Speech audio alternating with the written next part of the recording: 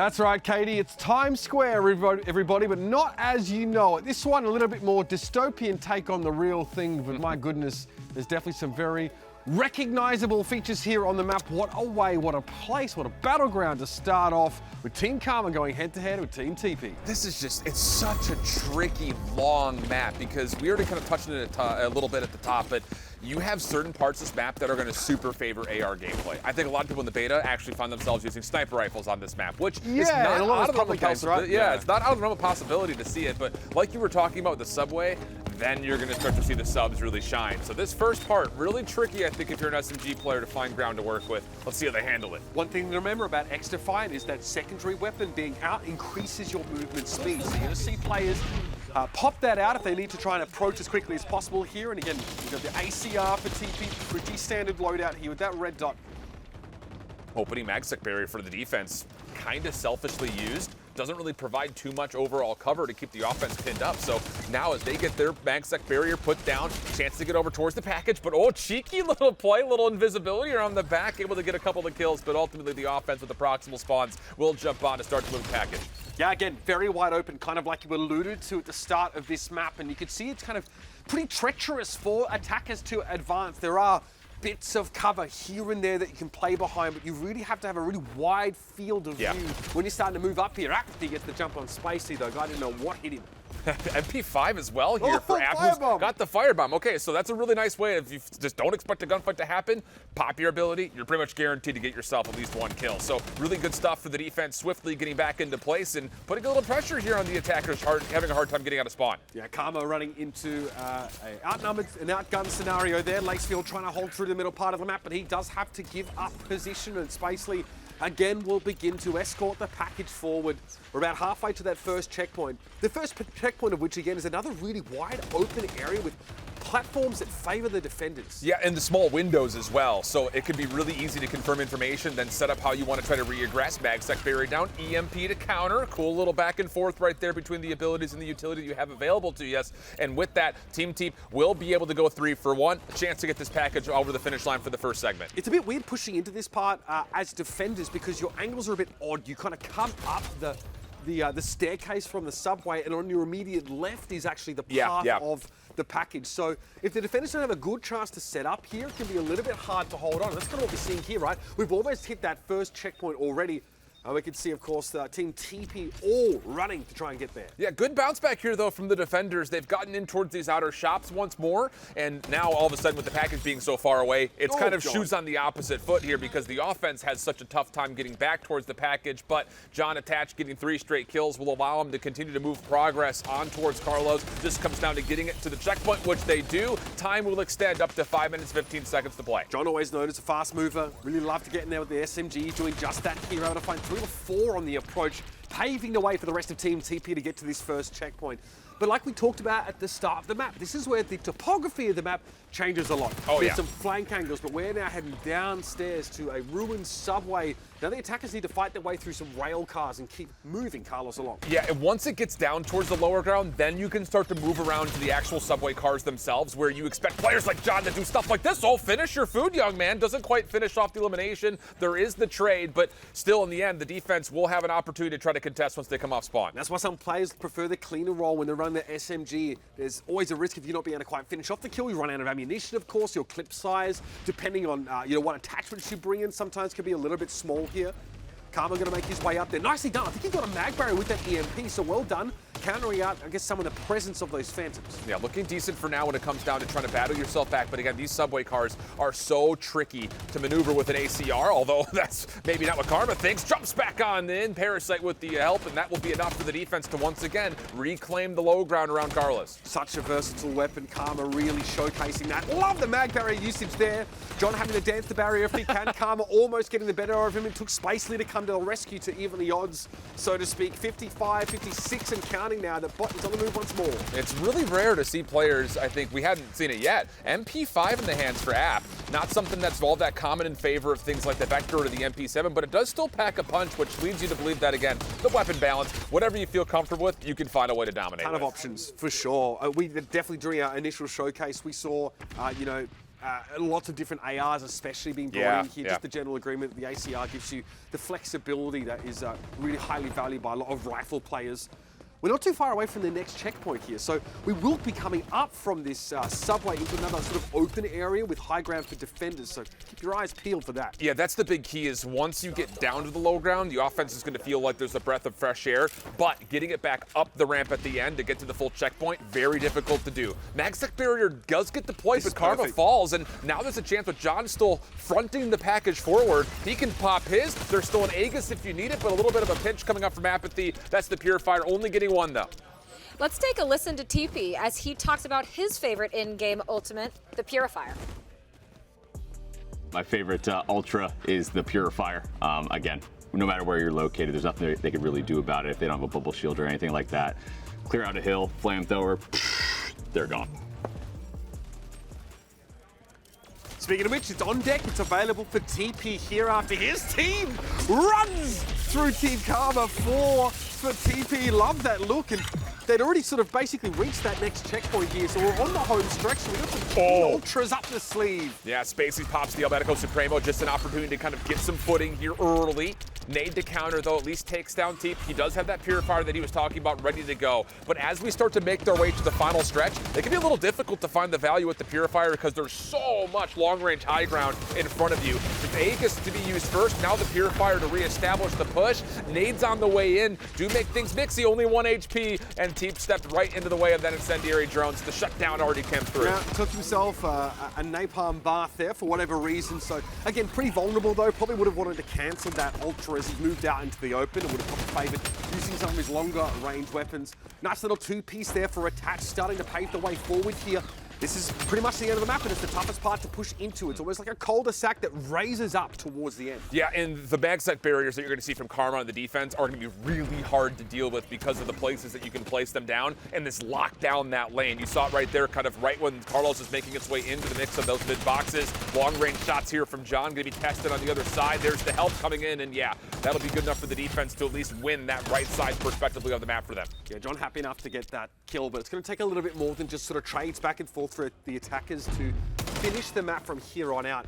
TeePee, obviously having already used that Ultra, can't really rely on it here. And like that he's playing, cover here for Attach, allowing him to play up a little bit closer. Spacely also working these longer angles. Yeah, it's just, this is such a tricky spot of the map to get through because you have to take out the outsides of the map just so you can have it in line of sight to contest against the defensive spawns up top. But when you do that, you still make yourself completely vulnerable to crossfires, players cutting through mid. This is such a tricky area for the offense to finish off. They at least still have 3 minutes, so I would say at this point, just try to get your trades, try to build up those ultras again, see if you can get one last final push with it. Oh, Karma buys himself some time there with the mag barrier, but still can't find the frag. And this is getting a little bit dangerous now. Uh-oh. Yeah, Apathy has to run straight headlong into a full setup here from Team TeePee. This could be it. Spacey going to fall though. Karma now going to explode on towards the bot. He's able to find 2. That is crucial. Parasite with 3 in the periphery. It's a full team wipe, and that leads to now the defense can push really far forward, try to take over this like Riker's Castle, I think is what it's labeled as on the map. All of these little barbed wire spots, just try to keep yourself in cheeky positions. MagSec barrier versus MagSec barrier. Doesn't quite work out for the defenders here though. 3-for-1 exchange. If the last one left is Parasite, and he runs out of ammunition, Spacely can jump on. We're going to cut it. Apathy has to stop Spacely here. It would have been a 2 versus 1. Karma trying to come in for the off angle, but we're going to get home in the end. Team Karma, Spacely leading the charge towards the end of that round. Get the map finished with 7:55 as the time to beat. That's a really impressive final stretch. Flat out. No ultras. You're going to tell me you're going to get that thing out of Riker's Castle and straight up the ramp just by finding straight kills? That is super, super impressive. 20 and 16 from John with 20 assists. He's already at 4K damage. Mercy. We're looking at a much closer matchup on the face of it than our previous head-to-head, of course, between Team Aches and Team Pac-Man. These two teams seem much more evenly balanced. I'm really curious here. We had this moment where we were talking to Teep and he was talking about the Purifier as the ultimate. But the thing about it is he's running Firebomb as well as their main ACR player.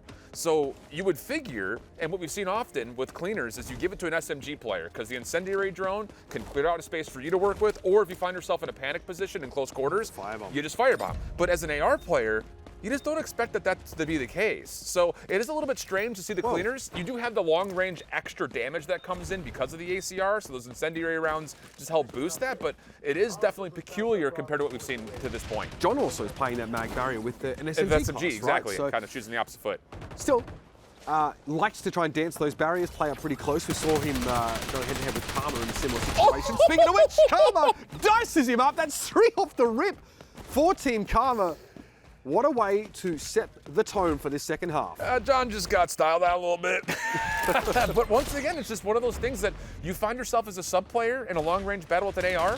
That incendiary damage is so key to try to even up that distance where you're losing out on the damage. Oh, he so, sees him. Man, tough start here, I would say, early on for Team TeePee, as, well, they're going to be making their move here. Parasite Karma doing a lot of work to get this package moving quickly. So that digital ghillie suit can be pretty easy to see through. I mean, these guys are, FPS veterans. They've dealt with various forms of active camo for quite some time, and with the digital ghillie suit, just is easy to see when you're on the move. And that's what the defenders were doing at the time. Maybe a chance here, break in the action. Karma coming back off the respawn, but Carlos, he's still moving. Yeah, this is very, very swift from the offense. They're going to get this thing all the way there by the look of it. Lacefield gets one elimination. The defense starts to come through, but the checkpoint already been reached. These kills are essentially just for helping Gold Ultra Charge at this point. Time extension, absolutely crucial.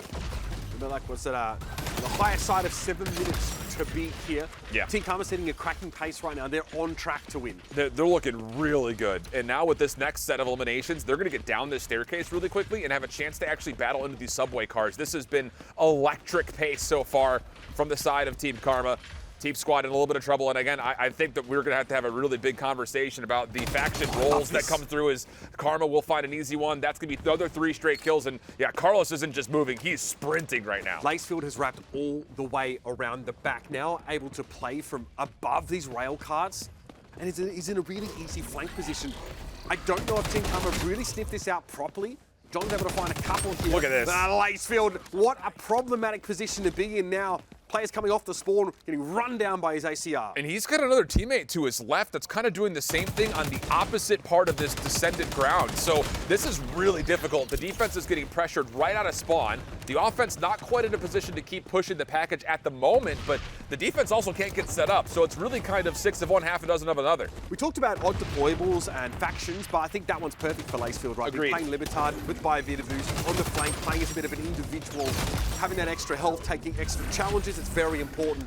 Speaking of Carlos, we're back. He's on the leash once more. We're on the move. John, again, right up in the face, but Karma gets the better of him yet again, and the Aegis is now available. Yeah, they may not even need it, though, to get up this next ramp, because you still have some forward offensive members that are putting pressure on the defenders, trying to get back through to stop this escort from happening.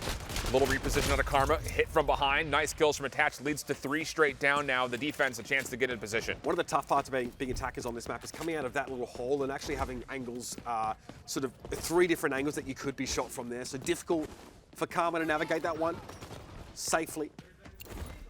Apathy again has been able to push up though, and again try and make it so no one gets picked off as they come up out of the subway. Apathy going to be keeping pretty quiet, but John again on that flank.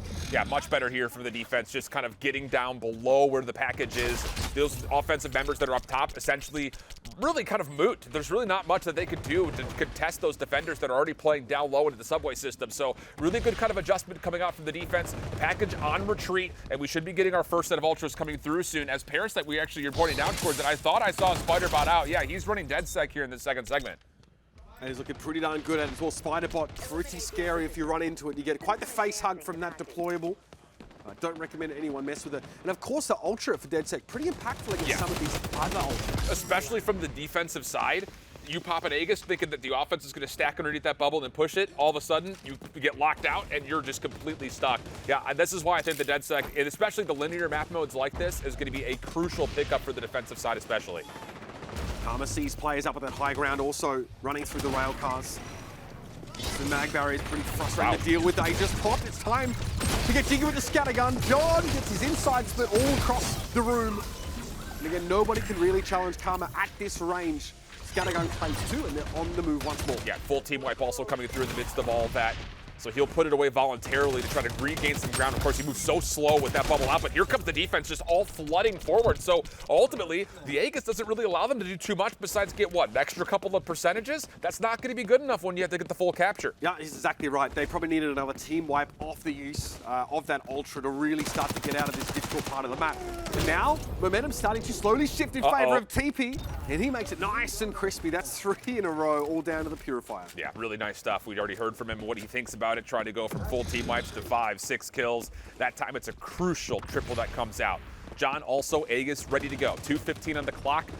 Carlos on the retreat once again as the defense starts to grow some legs here. Big shots coming through his lace field. And Karma able to combine for a couple, but Attach puts together the response needed as once more there's an opportunity to try to contest things from behind, and here come the goggles. This is pretty perfect. He spots him though and wins it out. Attach can't believe it. Got to be frustrated to have the fight turned on its head like that, and it's not the first time we've seen an Ultra kind of shut down prematurely. Lockout. Yeah, Spacely has no information, no mini-map, no deployables, no nothing right now. It is lights out, and Lacefield makes it 3 on the trot. Gotta love the DedSec faction getting some value here. And still Carlos needs to make the move. There's about 90 seconds left. Yeah, John still with the Aegis in hand. Oh, but there's the final burn kill that comes out. He was on 1 HP. Still the lockout in play as Attach is trying to work his way back into a position to contest up high, but that's took a wrong turn at Albuquerque, ran right into a double stack up top. That will get the shutdown, and now we're down to 1:15. Still need about 10% before you can get to the third segment of the map.